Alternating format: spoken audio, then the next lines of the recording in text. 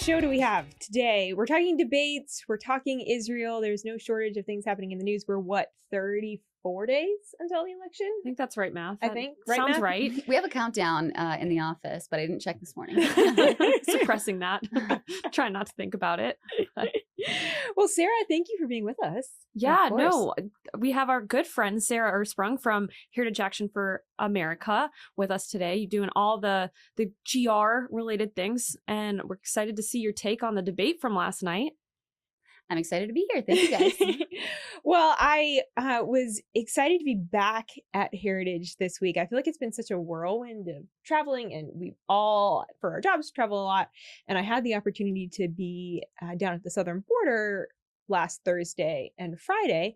And part of the trip, we were in El Paso, Texas, and we wound up on Friday going into Juarez, Mexico. But it was one of the things that was most fascinating to me, because every time I do a border trip, this is probably like my 5th border trip, I learned something new. There's some new tidbit piece of information. So I was with a group of individuals, kind of partner organizations, and one of the guys with us is from El Paso. He has dual citizenship in the US and Mexico, and he was explaining just kind of the cartel activity, both in Juarez, Mexico, and in El Paso. And so we're driving around downtown El Paso, and he's able to point out that person, that person, that person. Those are all likely cartel members because of the color of clothing that they're wearing and because of the tattoos that they have. And I was like, okay, this is crazy. Like if a normal citizen who's just from the area knows that, surely law enforcement know that. So then I asked a Customs and Border Protection official that we were talking with, I was like, why are these individuals just allowed to walk around inside the United States if we can identify they're likely a cartel member? He was like, well, you can't arrest someone just because of the tattoo that they have, just because of markings on their body. And I was like, well, I guess that makes sense. But there's also like this justice part of me that like, why the heck not?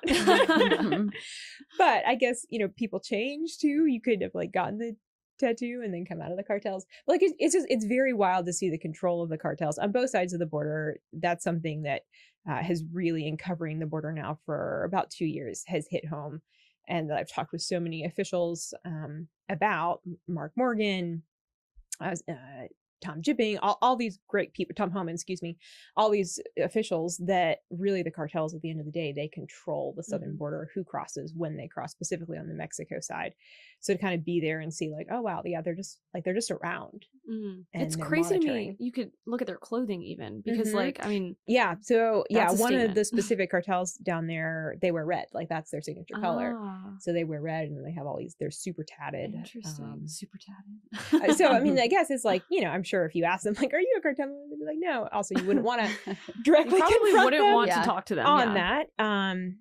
But even talking with some locals about just the situation and safety, I talked to a mom of 4 who said, I'm just so much more conscientious now under the Biden administration than I was before about where my kids are, and we go to the park looking around. El Paso at one point was the 3rd safest city in America. I don't know if it's that anymore because of that constant flow across the border. And Juarez, which is just right across the border, is the Mexican city and is a crime capital of Mexico. So it's really bizarre. You have a U.S. city that has really tried so hard to be safe and have that protection for its citizens right next to such a dangerous city. It's an interesting contrast, but we're going to get to the debate in a second. And that was one of the major topics of the debate, was the border. And it's, of course, we all knew it was going to be, because it's one of the biggest topics this election, polling wise. So many Americans on both sides of the aisle, the majority of Americans on both sides of the aisle, want secure borders and are even for deportations, which is really, really interesting. So we're going to talk more about that in a second. But if you are joining us for the first time on Problematic Women is a conservative women's podcast. We delight in bringing you the news stories that really matter to us, to you as a conservative woman. Every single week, we kind of break the mold of what a feminist should look like. We're pro-life, we're pro-family, we're pro-American. And so every Wednesday, we record our show here, bring it to you on YouTube, on Rumble, and then we also release Thursday morning across all podcast platforms. So thank you for being with us today. Yeah, especially now. It's definitely easy to feel alone in this environment with 30-something days left. So be sure to spread the good news. It sounds like the world's going to end. We have 30 days left. I mean, did you hear the debate opener last night? But this is our good news podcast. I mean, or at least we'll validate your opinions a little bit, bring some common sense into the mix. But drop us a review, share us with your friends, and get us wherever you get your podcasts. And obviously, we're on YouTube now, which is exciting. We can see you. All right, well, so let's get into this debate. And Sarah, I love that you're here because you are, I feel like, such like strategy mindset. You have a great background in this. Let's just set the scene for a moment of the debate. So you have, this is the vice presidential debate, likely the last major debate of the presidential campaign season. And so Minnesota Governor Tim Walz, Democrat VP candidate, is facing off against Ohio Senator J.D. Vance, Republican. And the debate was held in New York City. CBS News was hosting, and it was a 90-minute debate. And I was interested even this morning driving into work. I was listening to the breakdown both from NPR and Politico. And Politico's assessment, they were funny about it. They were like, oh, we felt a little embarrassed by how it actually turned out because their guess was that both Vance and Walz were just going to go at it and be like so aggressive. And they were actually like very respectful it was towards one another. It was completely opposite. I also was anticipating a little bit more of that aggression to come out, both candidates kind of going after each other with some attacks that we've seen in the news media before. Walz, particularly at rallies, Vance in interview settings, because Vance actually does interviews, unlike Walz. But that's really not what we saw. I personally found it a little refreshing. Yeah, I agree. I similarly was listening to the podcast this morning and kind of hearing what the liberal news media was saying about it. And really everyone agreed that Vance took the win on this one.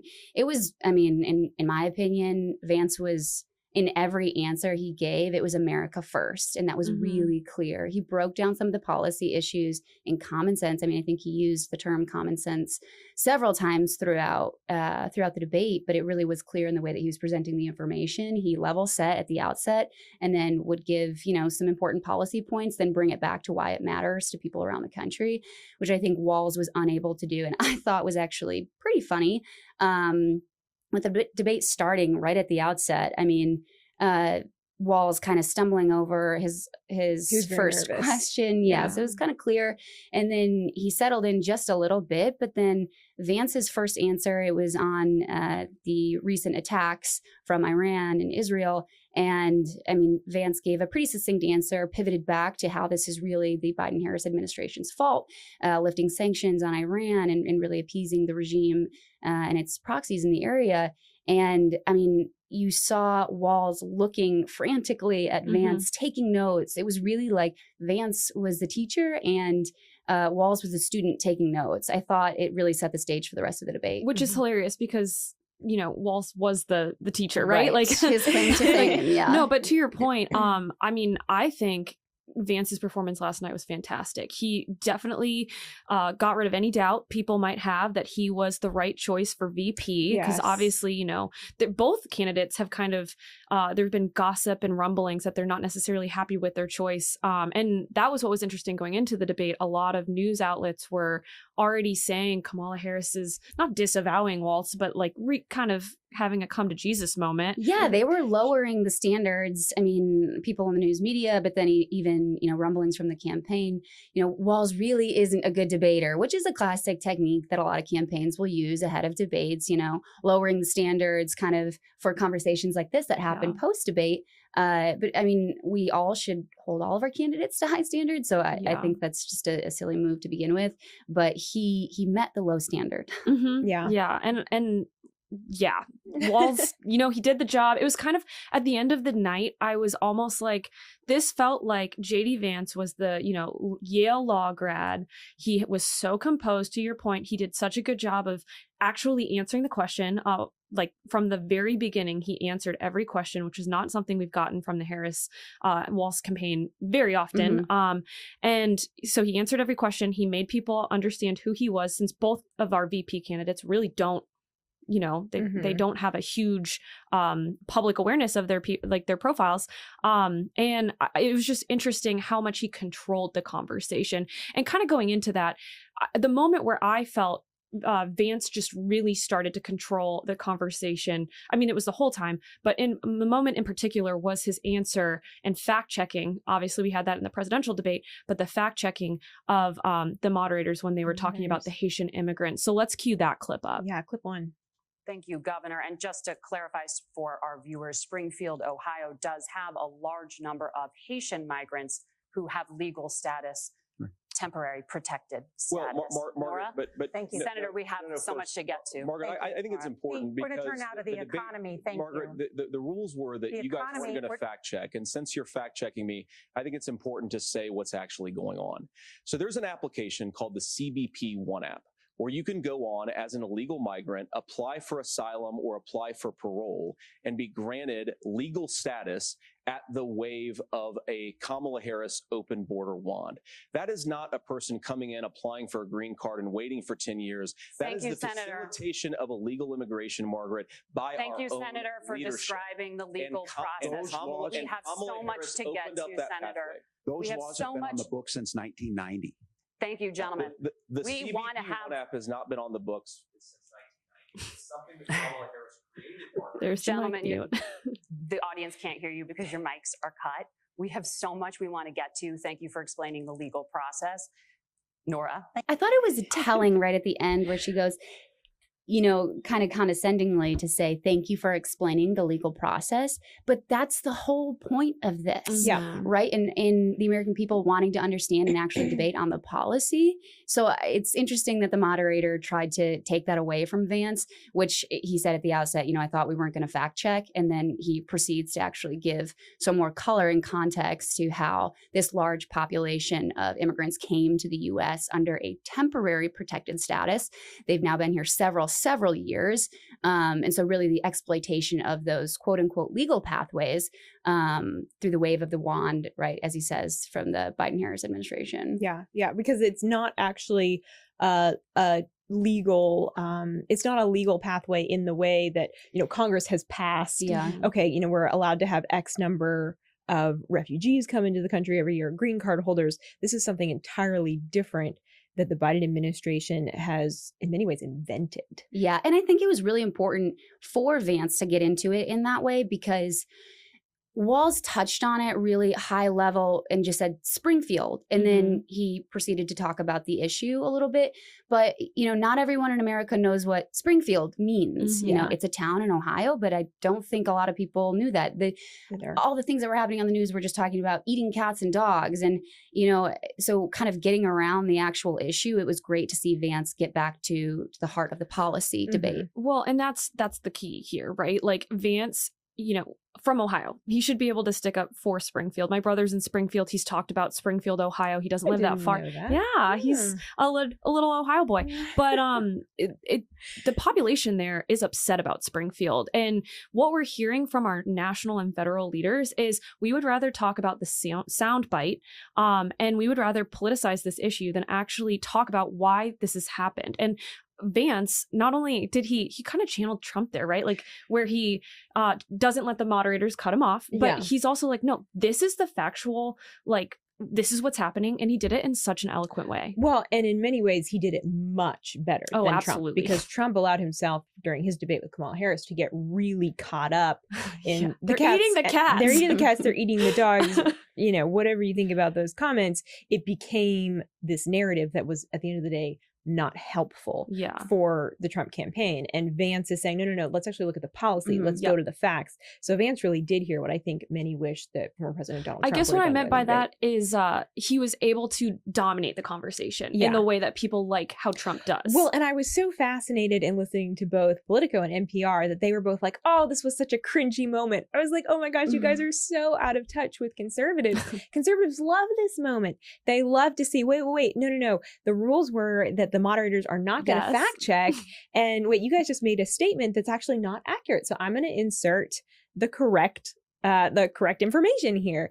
And, it was just really, really funny to see them be like, oh, that was so weird. Like, no, you don't get it. Vance was trending last night immediately following that. And if you think about it, if you can't cut off a news moderator, then how are you going to serve as the vice president? There we go. Low bar. There we go. Well, one of the other biggest issues that was talked about that is obviously really near and dear to all of our hearts is that topic of abortion. This is one that the Harris-Walz campaign has pushed really hard because they know in many ways it's kind of a winning issue for them on the left, with some moderate Americans. So let's go ahead and roll clip 2 and let's see first what Vance had to say on this topic of abortion. Federal Pregnancy Monitoring Agency? No, Norah, certainly we won't. And I want to talk about this issue because I know a lot of Americans care about it, and I know a lot of Americans don't agree with everything that I've ever said on this topic. And, I grew up in a working class family in a neighborhood where I knew a lot of young women who had unplanned pregnancies and decided to terminate those pregnancies because they feel like they didn't have any other options. And, one of them is actually very dear to me. And I know she's watching tonight, and I love you. And she told me something a couple years ago that she felt like if she hadn't had that abortion, that it would have destroyed her life because she was in an abusive relationship.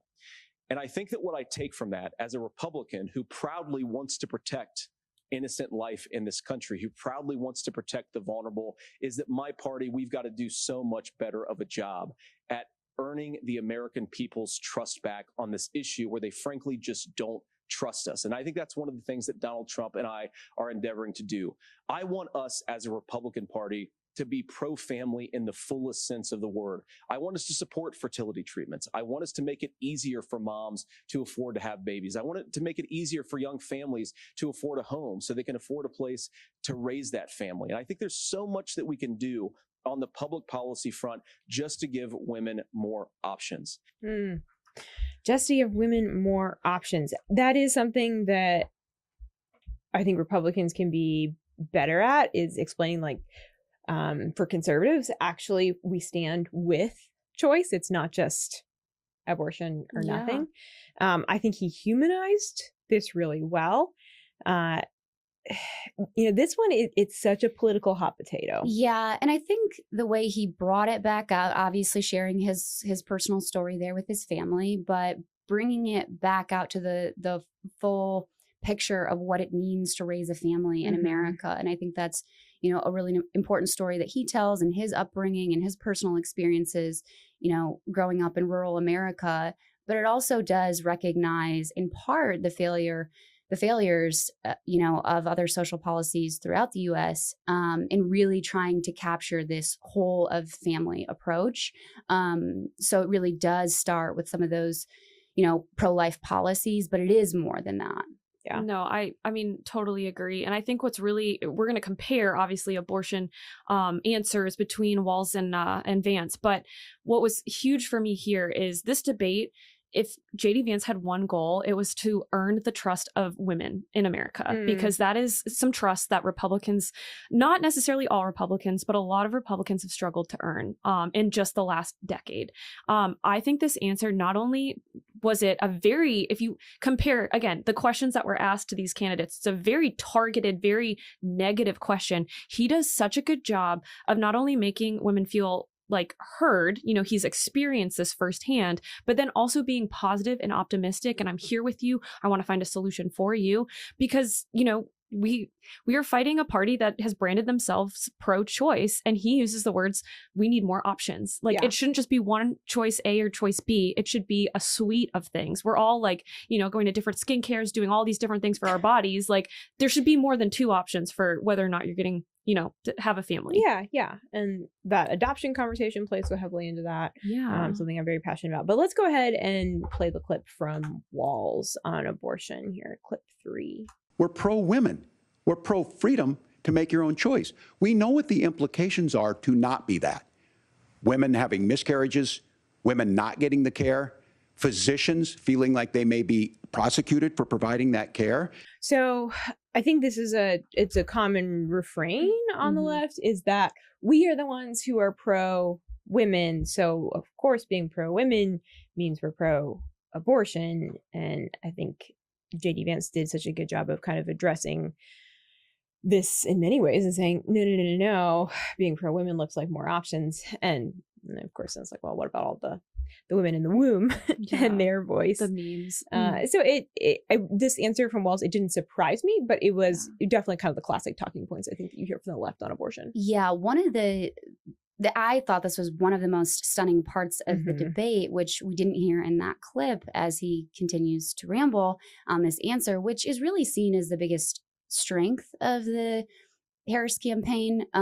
He goes on with a stunning, revelation that he does not understand fundamentally the law that he signed in Minnesota, which does enable abortion providers to not offer life-saving care to botched abortions. Yeah. And I thought, back to where we started with the civility of the debate, Vance actually turns to him and he offers and he says, okay, this is my understanding of the law. I'm looking at you, I'm asking, what is your understanding of it? And then Walz proceeds to, again, not be able to describe the law that he signed. And then Vance offers again, oh, but that's not what it says. So can you please explain it further? And again, he's unable to do so. And it really shows that he has, a few talking points he can string together on the issue. But when it comes down to it, it's a wildly progressive and dangerous policies that this administration would advance. And it's really unacceptable and untenable for the majority of Americans. Late-term abortion. Yeah. And just like it continued after that. And what was most profound to me is Vance then goes on and starts to talk about these solutions. And he's like, we can do so much better. And honestly, what you just described, Minnesota can do so much better. We should have leaders that are empowering women to make these incredibly difficult decisions easier. They should be having, the suite of issues. But just kind of going back to the contrast, he was incredibly negative, rambling for sure. And maybe that's because he truly didn't know what he signed. He's a governor. I give him the benefit of the doubt. There's a lot going on, especially after the Black Lives Matter riots, which weren't even brought up in this debate. But I think the biggest thing for me, biggest takeaway, is Vance did such a good job. He came out swinging, saying the Harris administration at every answer, Harris administration. It was that linking back of policies, failed policies, or lack of action to, hey, Harris has been in office for 3.5 years. And again, what people wish that Trump would have been able to do. And this section was also kind of dubbed or understood to be the kind of winning the women's vote. And they talked only about abortion, right? There are so many other policy areas that we care about, like the top 3 issues on voters' mind, the economy, immigration. There's just the disconnect to say that this is the only issue that women care about is inaccurate. And it showed in this debate, not asking about other services. I know they talked about childcare, which was important. And so that's a good to thread into the conversation. But really on this issue in particular, there's a much larger conversation that can happen. Well, and let's cue the next clip because it is on that family care. It's such an important topic. Let's listen to that. Do you support a national paid leave program? And if so, for how long should employers be mandated to pay their employees while they are home taking care of their newborn? You have 2 minutes. Yeah, well, first of all, Margaret, a number of my Republican colleagues and some Democrats, too, have worked on this issue. And I think there is a bipartisan solution here because a lot of us care about this issue. Look, I speak from this very personally because I'm married to a beautiful woman who's an incredible mother to our 3 beautiful kids, but is also a very, very brilliant corporate litigator. And I'm so proud of her. But being a working mom, even for somebody with all of the advantages of my wife, is extraordinarily difficult. And it's not just difficult from a policy perspective. She actually had access to paid family leave because she worked for a bigger company. But the cultural pressure on young families and especially young women, I think makes it really hard for people to choose the family model they want. A lot of young women would like to go back to work immediately. Some would like to spend a little time home with the kids. Some would like to spend longer at home with the kids. We should have a family care model that makes choice possible. And I think this is a very important substantive difference between Donald Trump and Kamala Harris's approach. I mean, look, if you look at the federal programs that we have that support paid family leave right now, the Community Development Block Grant, and there's another block grant program that spends a lot of money from the federal government. These programs only go to one kind of childcare model. Let's say you'd like your church maybe to help you out with childcare. Maybe you live in a rural area or an urban area and you'd like to get together with families in your neighborhood to provide childcare in the way that makes the most sense. You don't get access to any of these federal monies. We want to promote choice in how we deliver family care and how we promote childcare. Yeah. And I know that was kind of a longer clip, but I thought that end part was so important with, you know, there's so many solutions that the federal government is throwing at American families that sound great, but are so strict and highly regulated, and people don't get that. So you can have these solutions they're talking about, but then you try to apply it and it's like there's all these strings attached. And I just love, I think, first of all, again, highlighting how awesome of a woman his wife is. That was so powerful. That was sweet. Yeah, shows his character. But then also taking a complex issue and breaking it down for the American people to understand. Like regulations, you know this, you work, you know, for HAFA, like so complex, so difficult to understand. Yeah, providing additional flexibilities in the block grant programs that he's talking about is really important. And it gets at what they both later touch on in the debate, which is the issue with access to childcare and the number of providers there are out there, which is really increasing because they are so low, increasing the cost of childcare throughout the U.S., in addition to some other issues. But he is getting at the point of more flexibility in the existing programs right now. Yeah. Let's go ahead and I want to look at one of the moments that it was a little, I think, whether you're Republican or Democrat, a little cringy for everybody. Just it was an awkward moment in the debate that everyone, I was, you know, with my whole team, and we were all like, wait, what is happening right now? So at one point, the debate moderators asked him, Walz, hey, at one point you said you were in China, Hong Kong during the Tiananmen Square massacre. And, you know, what exactly? And then it came out later that no, actually you weren't there. Can you explain that? And so let's go ahead and roll. It's probably a long clip because it's rambling. 5. We're going to break it into 2 parts so it's not super long. Here we go. You said you were in Hong Kong during the deadly Tiananmen Square protests in the spring of 1989. But Minnesota Public Radio and other media outlets are reporting that you actually didn't travel to Asia until August of that year.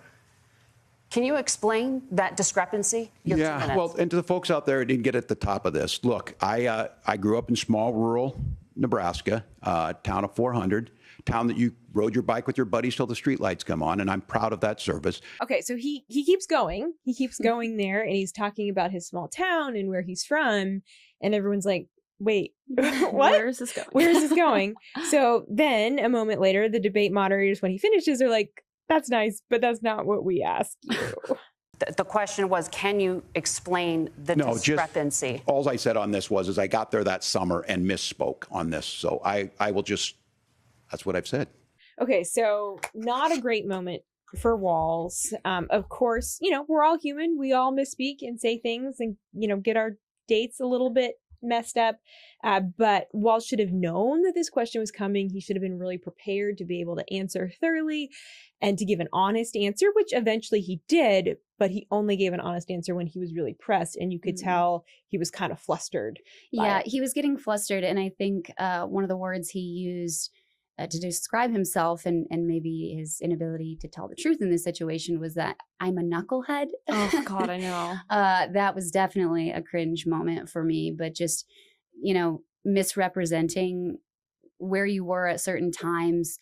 In the larger context of this is he shared that fact before in an interview, I believe, and I'm not sure how many times, but it was to show that he was significantly involved in some way, right? Which is the larger issue. If you're misrepresenting information, it's not that you misspoke, it's that you were trying to prove a point within the context of that conversation that you were having, which was ultimately inaccurate. That's the bigger problem. Yeah, it certainly is. I love, sorry, the alls I said part, just I'm stuck on that for some reason. It warms my heart. Really? I hate to say it. I'm from Michigan and it warms my heart. A lot of my family does that. So wait, that's so funny. Is that a Midwestern thing? I mean, I don't tell say you, a lot it. of my family All does y'all that. is like what I would say. Because All no, y'all. we've got 2 Midwesterners and we had 2 Midwesterners Yeah. debating. So like All these well represented. Midwesterners.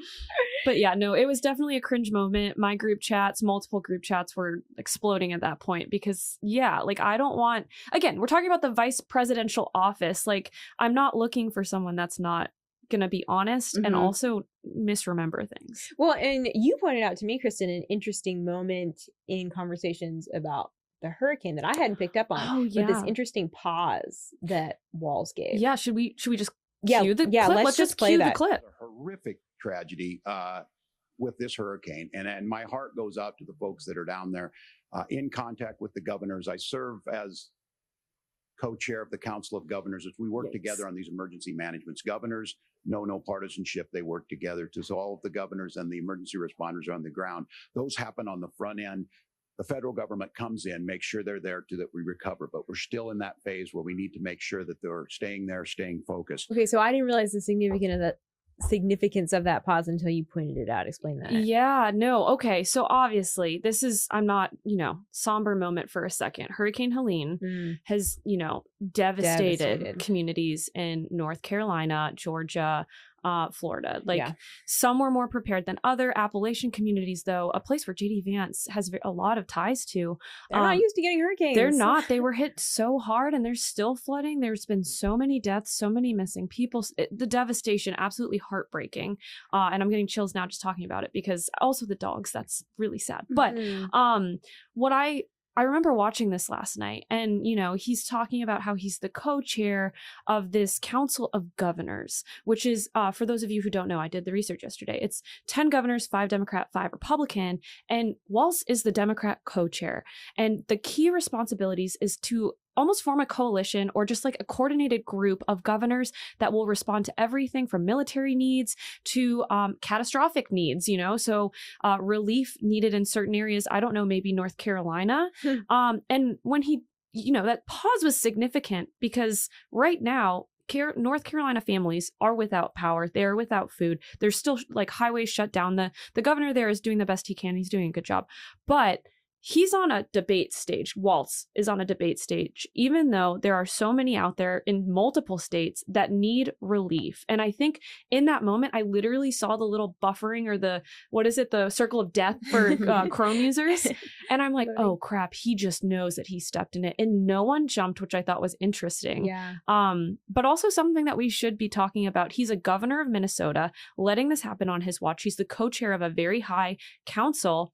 And yet, he's preparing for a debate rather than actually, caring about millions of Americans. In his defense, he has to go to the debate. These things are scheduled and, It'll be interesting to see what he did. I'm not trying to be that critical, but I'm just like, why did you bring that up? Yeah, well, and like you pointed out, he obviously is kind of thinking that, maybe I shouldn't be saying this right now. It's just a fascinating. But on that, just the topic of Minnesota, and obviously that's his experience and he's led the state, so he should be drawing on experiences in the current role that he serves.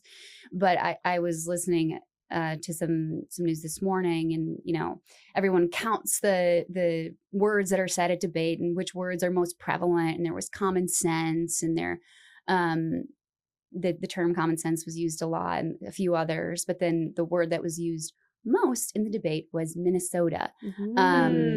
I love Minnesota. I have nothing against it, but it just shows that, that's where his experience lies. That's what he's drawing on. Is he ready for some of these huge foreign policy conversations? Is he ready to advise a president on some really impactful decisions that they're being asked to make? And I don't know that he is. Well, though I think you could make the same argument about Vance. This is his first term in the Senate. He doesn't have a long political background. He obviously was really thrust into the spotlight with his book Hillbilly Elegy, and he seems very competent. Yeah, he's been weighing. He doesn't have a lot of experience. Yeah, you're absolutely correct. But he's been weighing some of these considerations really seriously, which I thought was an interesting piece that was missing from the debate, knowing how vocal Senator Vance has been on aid to Ukraine, opposing aid to Ukraine, and really getting into that America First policy stuff. And it really does get at that foreign policy angle that he has been working on since he's went to the Senate, and has really considered some of those big implications that I think if the topic of Russia and Ukraine came up, it really, really would have shown that Walz has not been considering that nearly as much as Senator Vance has. I do appreciate the fact that they both have military background. That was an interesting thing that didn't really come up last night that a lot of people thought was going to come up, because there's been tension around that, specifically with Walz and what he did and didn't do in his military service. But I think most Americans can appreciate the fact that they at least both have some experience in our military. Serving their country in some way. And I mean, a teacher, like that's a huge job as well to be proud of. Really significant. No, but I totally, to your point about international, relations, what's difficult for me, especially in this situation, is if you can't, if you're still prioritizing and messaging on that when you should be focused on domestic issues. That's where where my America First bone comes out. And I'm like, no, we shouldn't be sending any money, doing really anything until we get Americans into the place that they need to be. So, secure the border. But okay, something we haven't talked about, moderators. What did we think of the job they did? Because obviously that was the hot button topic of our last debate discussion. Yeah. I would probably give them like a C. Yeah. I've seen worse. I've seen a lot better. I was disappointed that there weren't questions about China specifically. That's such a major issue. It's such a threat. I would have loved to have seen both Vance and Walz weigh in on that China topic. They both, I think, were very clearly more so in favor of Walz, in the tone that they took with Walz, in the time that they tried to sort of fact check Vance. I recognize it's not an easy job. It's a hard job to keep that conversation moving. Granted, though, they were working with pretty easy candidates. Both Vance and Walz were very respectful. Very nice. Yeah, I completely agree. I agree on the missing pieces. Like I touched on, the Russia-Ukraine topic wasn't brought up. The issue in China wasn't brought up. But I would definitely give them a higher grade. I think that they hit on a lot of different topics. I said nearly 15. I think I counted 12 were the kind of their buckets of consideration. So they got through a lot of topics. But as I was thinking about this morning, and to your point, I think it really was because these two men came up to debate each other. And I think as we've discussed already, Vance, I think, showed out better, but they were looking at each other at points, and they were actually talking to each other at points, and they were agreeing with each other on a lot of issues. So the moderator question, I thought they did an okay job, but I thought that they looked better because the candidates did. Yeah. What do you think? I mean, definitely not as bad as ABC. Definitely not as bad. I'd probably give, I don't know. The questions were just so slanted and negative in one direction and not the other. That's what bothered me. They also muted the mics. They only did it once, in fairness to them. It was just a meh for me. I'm not even going to give them a letter grade. Okay. But, all right. Yeah. Meh. Well, we're going to take a quick break. When we come back, we're going to be joined by Yael Eckstein. She heads the organization, the International Fellowship of Christians and Jews. We're going to be talking both about the anniversary of October 7th with her. That's obviously on Monday, as well as Iran's strikes against Israel, their attack on Israel on Tuesday. So stay with us. But Sarah, thank you so much for being here. This has been awesome to have your analysis. Thank you both for having me. It's been fantastic. So thank you guys so much for rolling with us during tea time. We hope you enjoyed that conversation with Sarah. She's awesome. Oh my gosh. Hope to have her on again soon. But for any of our listeners, if you don't know, Problematic Women is on Instagram. We love bringing you kind of behind the scenes from the show, reels, bits of news that are happening, like during the vice presidential debate. So make sure that if you are an Instagram user, which I'm guessing most of you are, go on Instagram, look for Problematic Women. You'll see our bright pink logo. And if you ever send us a comment or a question, which Chelsea, I'm thinking about you. You have sent us a comment and a question on school choice. Crystal is our school choice expert, and I want her to address that. And she is not on this week. So don't worry. We will address that, I promise. But for any of our listeners, you have questions, you have comments, DM us. We will respond, I promise. And we just love having that feedback loop. So please use Instagram as your kind of window to us here at Problematic Women. And of course, follow for great content. But let's go ahead and get to our conversation with Yael Eckstein on Israel. Well, I am so honored and excited now to welcome to this show Yael Eckstein. She heads the awesome organization, the International Fellowship of Christians and Jews. And Yael, you have joined us on the Daily Signal podcast several times, but this is your first time joining us here on Problematic Women. Thanks for being with us. It is my honor. Thank you so much for hosting me. I am excited for this. Absolutely. Well, there's so much to talk about, with Monday being the 1-year anniversary of October 7th. And of course, just yesterday, with Iran firing about 180 ballistic missiles at Israel. Let's start there. You're actually in the States right now, but you live in Israel. Your husband and I believe one of your children are still in Israel. So they were there during that attack yesterday. Did you get to talk to them on the phone while that was happening? Yeah, well, me and 3 of my children landed in America just a few hours before the Iranian attacks. And what's really interesting was actually kind of following it from America. I've never, in the previous Iranian attack, I was in Israel in the shelter with the rest of my people. We've been in the shelter many times. There's been rocket attacks from Hamas and the Gaza Strip, or from Hezbollah in northern Israel, from Lebanon. But in this second Iranian attack, it was very strange being in Chicago, actually.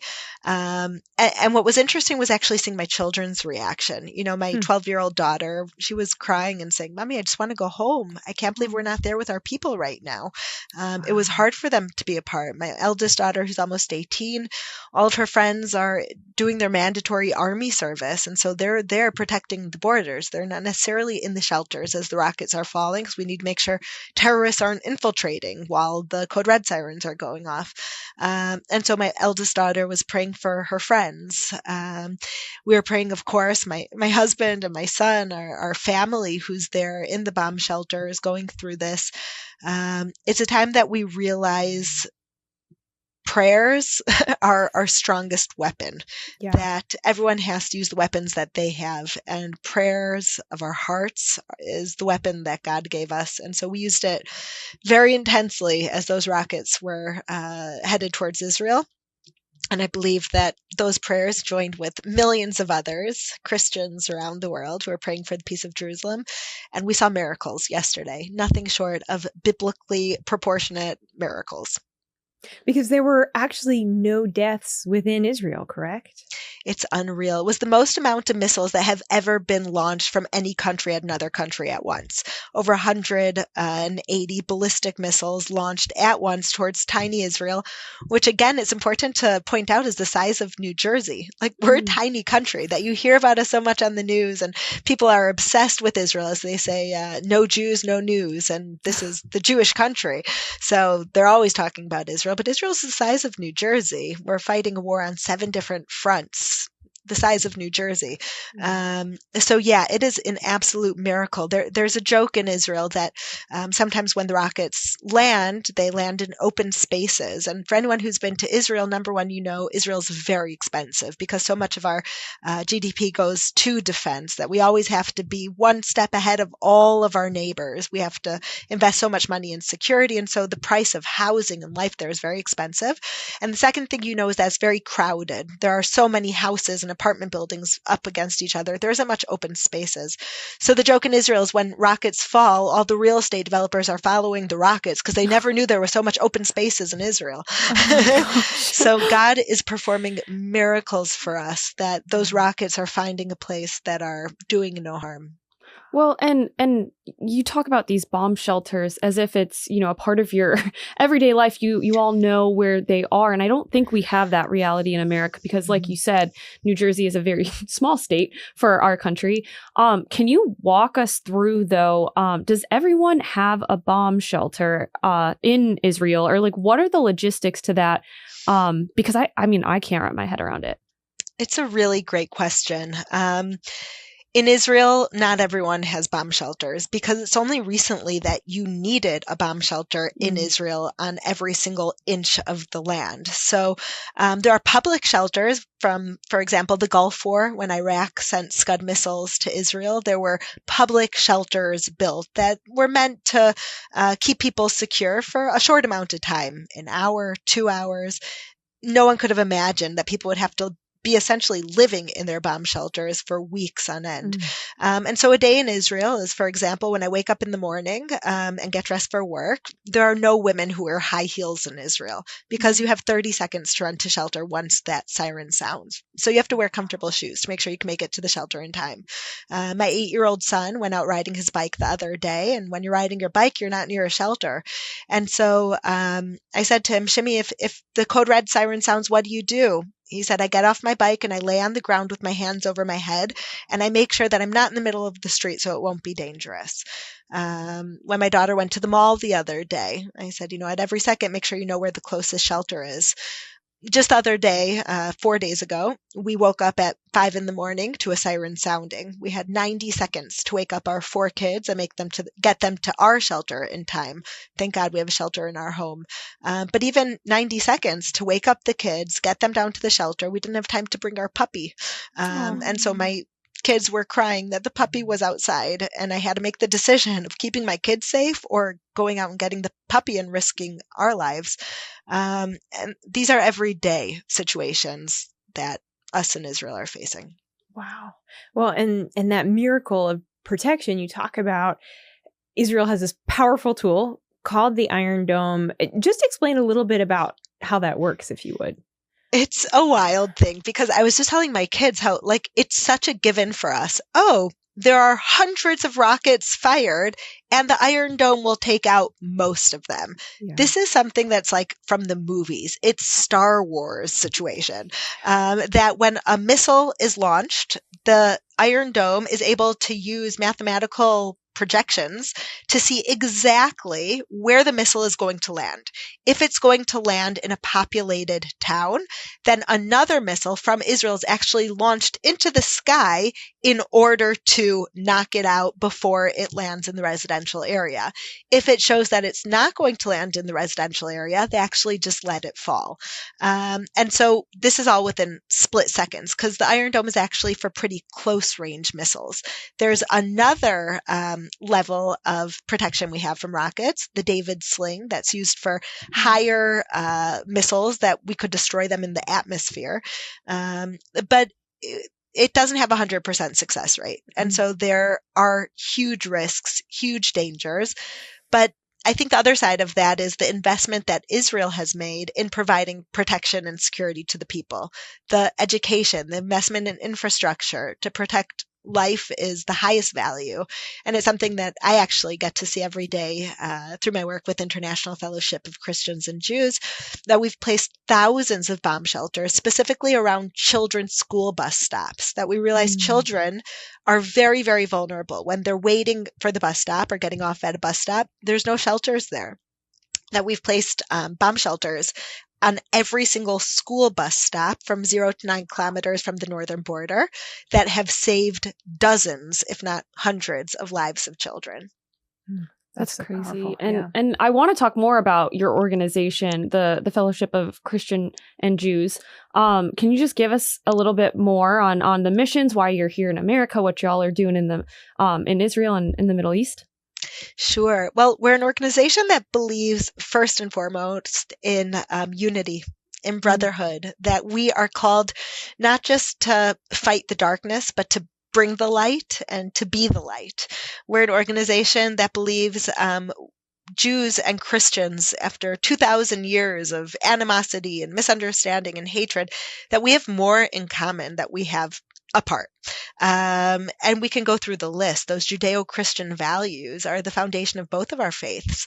And so our vision and mission is to stand together in the biblical mandate to pray for the peace of Jerusalem, to be the watchmen on the wall, to feed the hungry, clothe the naked, shelter the poor. And so we're constantly working on this brotherhood, on strengthening and building this brotherhood between Christians and Jews, and using that partnership and shared voice and prayers to see the outcome of lives saved through looking again at the scriptures that tell us to feed the hungry, clothe the naked, and shelter the poor, through this historic prophetic unity of Christians and Jews. We've become the largest philanthropic organization in all of Israel, which means that we've helped over 2 million people a year to get the basics that they need to survive. So, I mean, these numbers are huge, but for me, it all goes down to the individual. Like I was in Sderot not too long ago. It's a southern Israel town that was invaded by terrorists on October 7th. Many people killed, many people kidnapped from that town, and everyone in the town experienced the trauma and horrors of October 7th.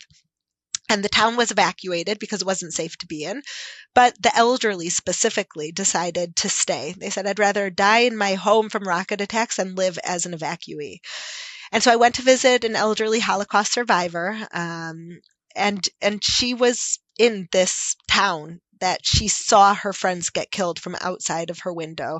And she saw elderly be gunned down by Hamas terrorists. And she was alone, completely alone, because everyone left the town. She didn't have neighbors. She didn't have stores open, no banks open, no social services.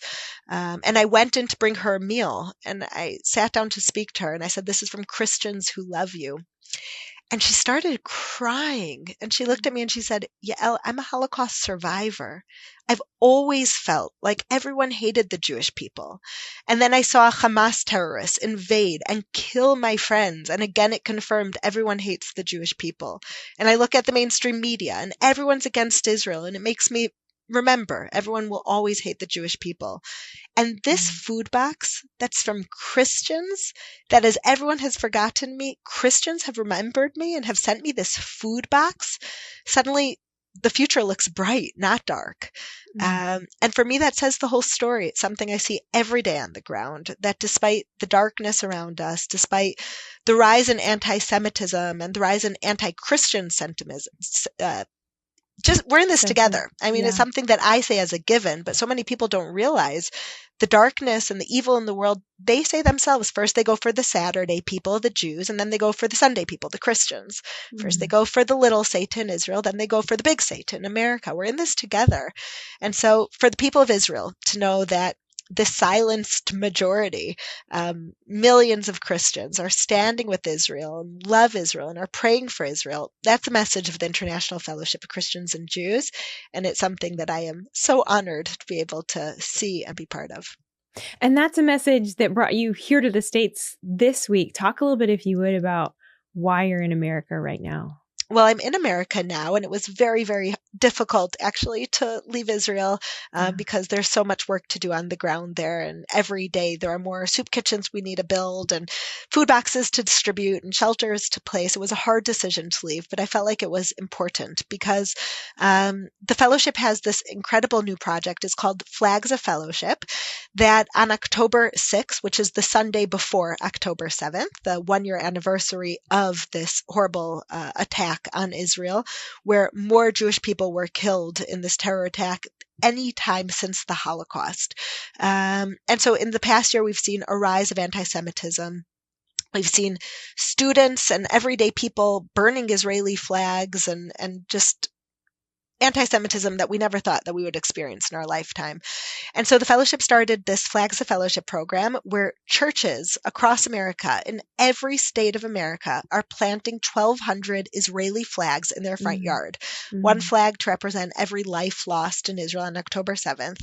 And it's their declaration of, I won't be scared by the hatred. I'm going to proudly declare that I stand with Israel. I'm not going to go with the trends of anti-Semitism. I'm going to proudly pray for the people of Israel and lead my church in knowing the difference between right and wrong, good and bad. And so across America, you might see it. There's churches who are planting 1,200 Israeli flags. And this is their response to those people who are very loud, but I see here in America are a minority who are burning the Israeli flags. For them, they're planting it and standing with Israel. Wow, powerful. How will October 7th be remembered in Israel this year on that 1-year anniversary? It's so hard to come up to the 1-year anniversary of October 7th for many reasons. First of all, we still have our people kidnapped, hostage in Gaza, from baby Kfir Bibas, 1 year old, who's been kidnapped he was kidnapped when he was just a few months old, and now he's not even 1.5, and he spent an entire year in Hamas captivity, to 85-year-old great-grandfathers. We have over 100 of our people there, still hostage in Gaza. It's hard to believe that they're still not home, and it's been a year. So that's where all the people of Israel, that's where our hearts are, on just bringing our people, our children, our babies, our elderly home. And it's also remembered as a day that the world was forced to look at evil in the eye, to realize that we are being held hostage by Islamic terrorists who are not allowing the world to advance, not allowing the light of freedom to shine. In Israel, for example, I've traveled to Morocco. I've seen the UAE, these Muslim countries that want peace, that want advancement. And I've spoken to people from Saudi Arabia who say if it weren't for Iran threatening us, there would be peace between Saudi Arabia and Israel and so many other Muslim countries as well.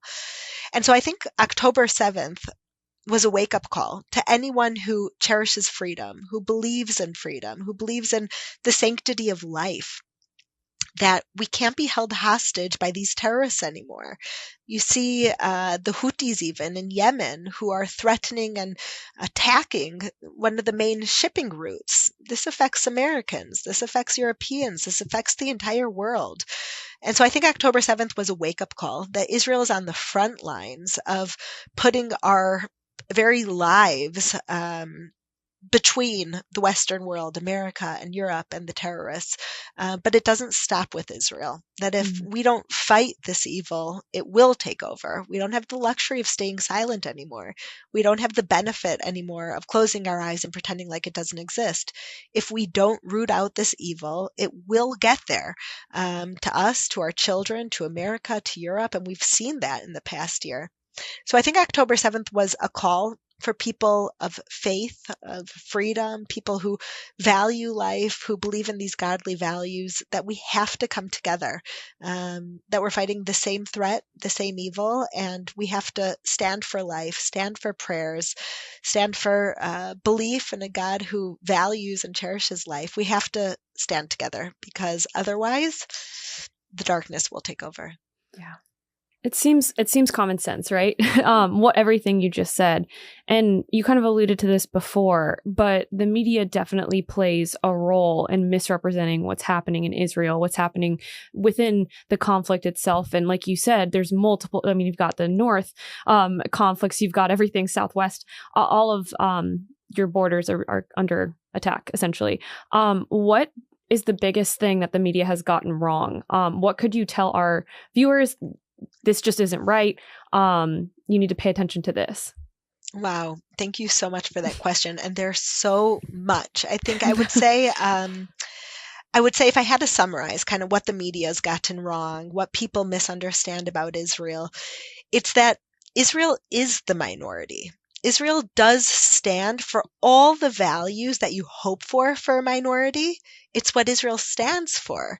Israel is the only Jewish country in the entire world, and yet we have 25% of our population non-Jews, Muslims, Christians, Arabs, Bedouins, Druze, who they have full freedom, full rights. They have free healthcare, just like me and my children, free education, just like me and my children. They're represented in the government. Israel takes up around 0.4% of the land mass of the Middle East. 99.6% are Arab countries. There are 22 Arab countries in the Arab Union. There's one Jewish country in the entire world. There are around 40,000 Jews in the entire Middle East outside of Israel. There are 2 million Arabs inside of Israel who have full rights and full freedoms. And it's not because we're trying to appease anyone. It's because we believe in freedom. We believe in diversity. We believe in democracy. We believe in equal rights. We believe in all of the values that America was founded on. And so Israel is a tiny nation scattered for 2,000 years, persecuted in every single country we've ever been in, from Spain to Germany to every country we've ever been in. We've been persecuted, kicked out, killed. Still today, the Jewish people have not reached in number the number of Jews that there was before the Holocaust. We still haven't made up those 6 million Jews, including much of my family, who were killed in the gas chambers of Auschwitz and concentration camps. And so I think what the world is missing is that everything Israel is being accused of is actually what our enemies are doing to us. What we stand for, what we yearn for, what we fight for is peace. And every single country that has reached out their hands in peace to us, we've accepted it. Every single country. The only thing we ask is don't try to kill us. Don't try to destroy us. If you are willing to recognize tiny Israel has a right to exist, we will work with you to develop your infrastructure, your farming, your medical systems, all of the blessings that Israel has enjoyed. We'll work to give it to the world. And the only thing we ask is recognize our right to exist. Yael, tell everyone how we can follow your work, keep up with what you're doing on your website, through social media. Thank you so much. So we are on the ground throughout Israel every day. Wherever there is a need, the International Fellowship of Christians and Jews is there. So it is exciting work. We're placing bomb shelters. We're delivering food. We're on the front lines to those heroic first responders, distributing life-saving bulletproof vests and helmets. We have bulletproof and shrapnel-proof ambulances that we're distributing so they can go on the front lines and save lives. Wherever you go, in Jerusalem, in Tiberias, and northern or southern Israel, the International Fellowship of Christians and Jews is there. So you can follow our work one of two ways. One is on our website, www.ifcj.org, and that's a great way to get involved and know the huge impact that we're doing. And on a day-to-day basis, you can follow my work and everything I'm doing on the ground by following me on all social media platforms, Yael Eckstein, and I would love to hear from you. Amazing. Yael, thank you so much for your time today. I know you're traveling back to Israel next week, so safe travels. And I hope your time here in the States is really, really fruitful. But so appreciate the work that you and all of your colleagues are doing on the ground in Israel, and the voice that you get to be as well for Christians across the world who are standing with Israel. So thank you. It is the greatest honor. Everything I do across the Holy Land, every second of every day, every visit I have, every project I visit, every prime minister or elderly woman that I meet, what I represent is millions of Christians who stand with Israel. And I'm their voice, and it is the greatest honor to tell everyone in Israel, you're not alone. We're not alone. Christians stand with us. We have friends. We have prayers. And I believe that is our greatest weapon. And together we will get through this. Yeah. Amen. Powerful. Amen. All right. Yeah. We'll see you soon. God bless you. Thank you. Oh man, that was amazing. Yeah. Yael is just incredible woman, problematic woman in the best way. In the best way. But now I want to lighten things up a little bit. It's been kind of an intense show. Yeah. I mean, the debate, it wasn't as, That's crazy, true. but That's true. at least it was good vibes all the way. But I have a fun game idea. Okay. So just bear with me. I'm prepared. You are prepared. I'm I kind of prepared. gave Virginia this heads up, but I've been seeing all these memes and Instagram posts of people like changing the photos out of Guess Who, that little game where you would have the flipped up people and you would ask questions. I know. It was one of my favorites. And so we have picked Guess Who's in the News as our next segment. We'll be showing you guys a photo of someone that's been in the news lately or is in the news right now.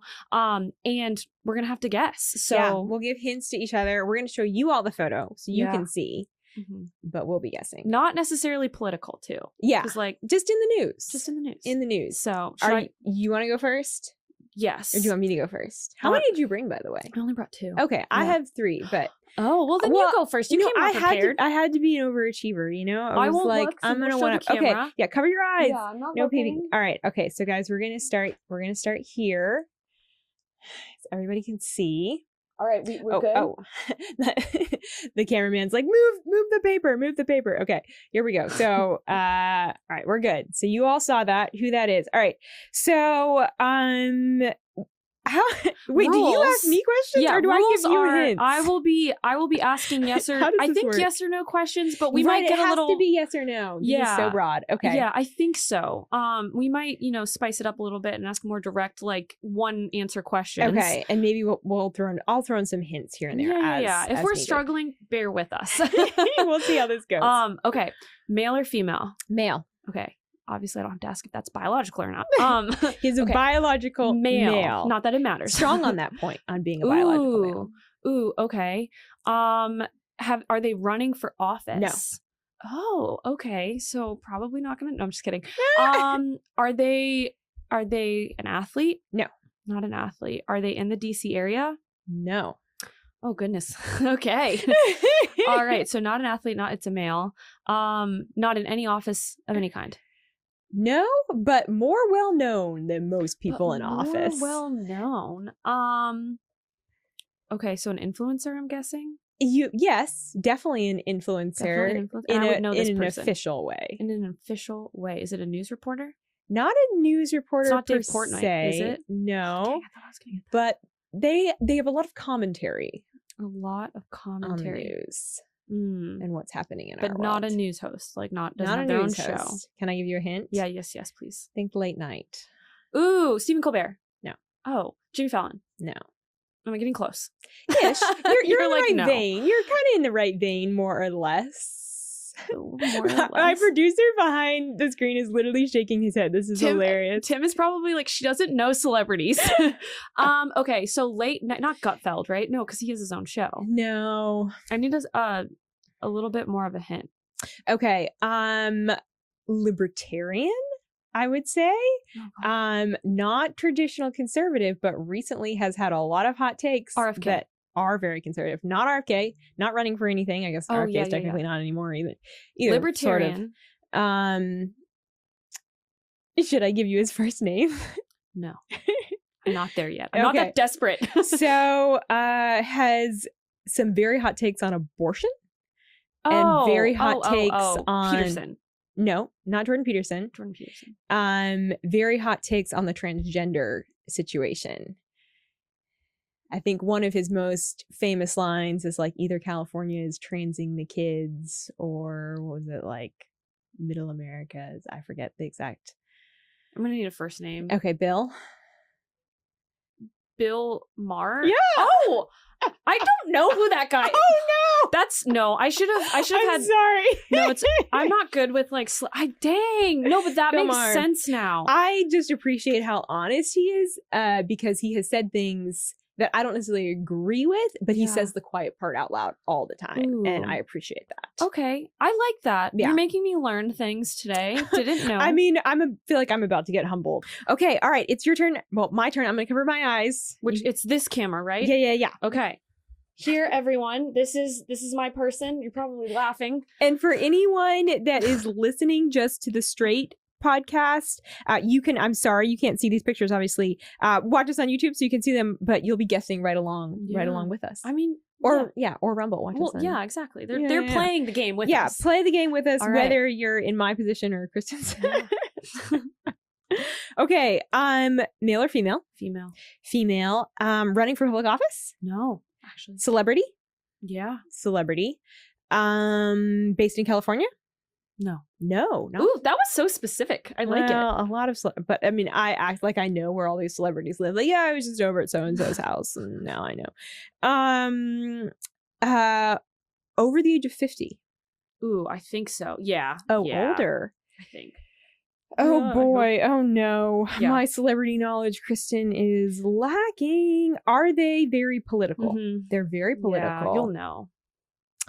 I will know. Oh gosh, Kristen, I don't think I will know. Have they won awards for their acting? Are they an actress? No. Maybe. Oh, they're not an actress. Mm-mm.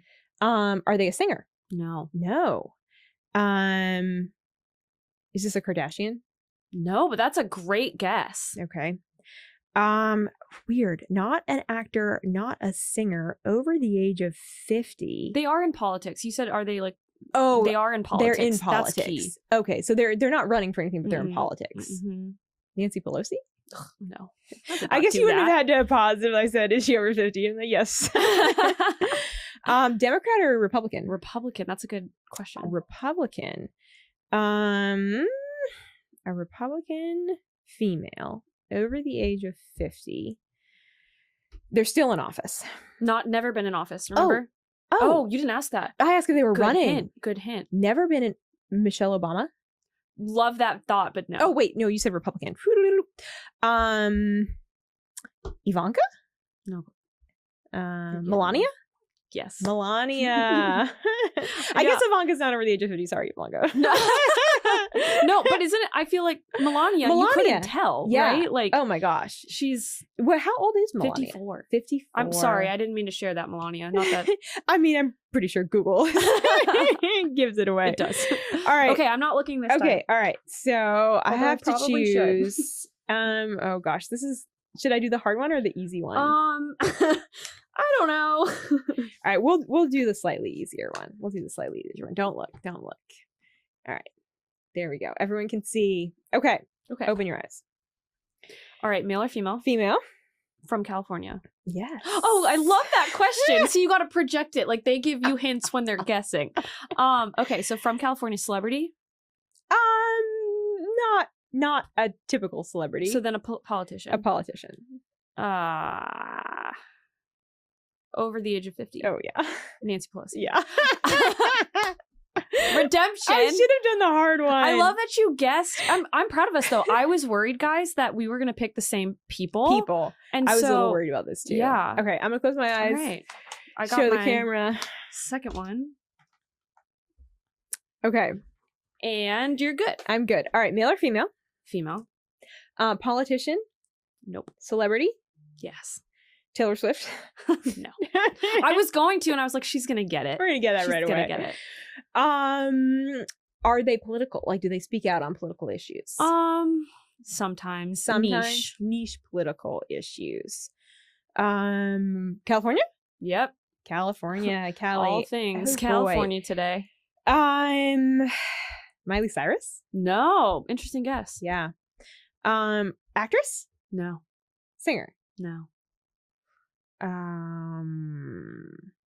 But they are a celebrity. Athlete? Athlete? No. No.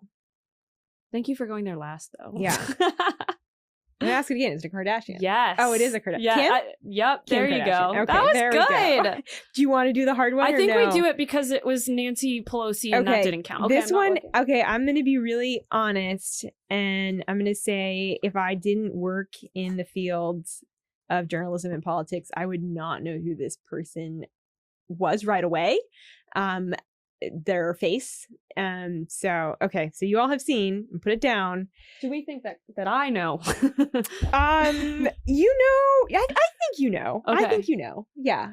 But it is a little bit of a trickier one. I'm realizing this game is like my weaknesses of knowing people's names that are celebrities and like all of that. I have lots of great hints. We're growing. I have lots of great hints for this one. Okay, California. No. Okay, wow. Mixing it up a little bit. Male or female? Male. Okay. Male. Commentator like on news? Nope. No. Okay. Celebrity though, obviously. Not a celebrity per se. Not from California. Are they but decently well known? Decently well known. So I said celebrity. They're not an actor, or they are an actor? No, they're not an actor. Okay. Do they sing? I don't think so. Okay, that's no. I mean, I don't know what the man does in his personal life. But... I feel like there's something there. Okay. There's not. Don't read into that. I'm thinking like Steve Hawking or something, like with that reaction. Okay. So in politics, though. In politics, are they from the Midwest? No. In DC? No. Florida? No. Where else is there? Just kidding. Oh Texas. my gosh. I'm just kidding. not Texas, but you're on the lines of thinking about states. States. Okay, so I just have to go through all 50. But we already ruled out the Midwest and California. Okay, New York. No. Close. I was thinking Mayor You're Adams, close. though. That's where my head went. You're very close. Is there a specific policy that they work on? Is that during this election, their name became more RFK. known. No. Okay, that was the second time I guessed. It's fine. Okay, East Coast though. East Coast. And during the election, they became more. Okay. Think about parties. Maybe that might help. Parties, like at political parties or parties? Political parties. Okay. Gotta ask. Political parties, they became Republican or Democrat? Democrat. Oh, Shapiro. Yes. Oh, nailed it. Redemption shot. Governor of Pennsylvania. We love him. I mean, they're not. Yeah. He is what he is. Yeah. That was fun. Yeah, that was fun. Hopefully you guys enjoyed it. Yeah. That first one really got me. I was like, oh, some of these are tricky. Yeah. But want to give a quick shout out to one of our listeners before we go. Diana Perry 3674 on YouTube. Thanks for leaving us a nice comment. You said, you ladies have a great show with like 5 exclamation. Why can't I say that? Exclamation marks. It's nice to see young Christian women get together and talk about things as well as letting the Lord lead you. God bless you and yours. Ah, so sweet. With lots of hearts. With lots of hearts. Thank you. Leave us comments, leave us reviews. We'll give you shout outs on the show. We love hearing from you. There's actually some really hilarious comments on YouTube, some of which I'm like, I can't say that publicly, but they're very funny. So thank you guys so much for being with us this week. Have a great rest of your week. We'll see you back here next Thursday. Yeah, join us next Thursday. Get us on YouTube, Rumble. Make sure to share if you have an answer to, the moderator question or any of the questions we had. We want to hear from you. Drop it in the chat. Yeah. All right. We'll see you next week.